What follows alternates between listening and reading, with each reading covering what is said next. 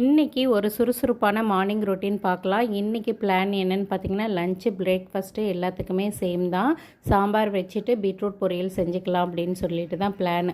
காலையில் வேலையெல்லாம் ஆரம்பிக்கிறதுக்கு முன்னாடி பால் அடுப்பில் வச்சுட்டு கூடவே உலையும் அடுப்பில் வச்சுட்டு இதுக்கு இடைப்பட்ட நேரத்தில் வாழைத்தண்டு ஜூஸ் வெறும் வயிற்றில் எடுத்துக்கிட்டேன். கொஞ்சம் எனர்ஜியாக வேலை செய்யலாம் அப்படின்ட்டு. நான் ஒரு விஷயம் சொன்னால் நீங்கள் நம்புவீங்களா? நான் கிட்டத்தட்ட ஒரு மாதமாகவே டீ காஃபி அந்த மாதிரி எதுவுமே சாப்பிடலை.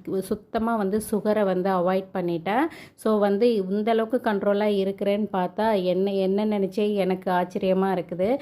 சரின்னு சொல்லிவிட்டு ஒலையை அடுப்பில் வச்சுட்டு காய்கறிங்கள்லாம் கடகடன்னு கட் பண்ணி எடுத்துட்டேன். ஃபைனலாக தான் பீட்ரூட்டை கட் பண்ணேன். ஏன்னா அந்த கட்டிங் கூடலாம் ஒரு மாதிரி சாயமாக ஆகிடுன்றதுனால ஃபைனலாக தான் அதை கட் பண்ணி எடுத்தேன். அதை கட் பண்ணி ஸ்டீம் பண்ணி வச்சுட்டு அந்த கேப்பில் சாம்பார் வச்சுட்டு ஃபைனலாக வேலையை முடிச்சாச்சு. என் பையன் சாம்பார் சாப்பிட மாட்டான்னு முட்டை குழம்பு வச்சாச்சு.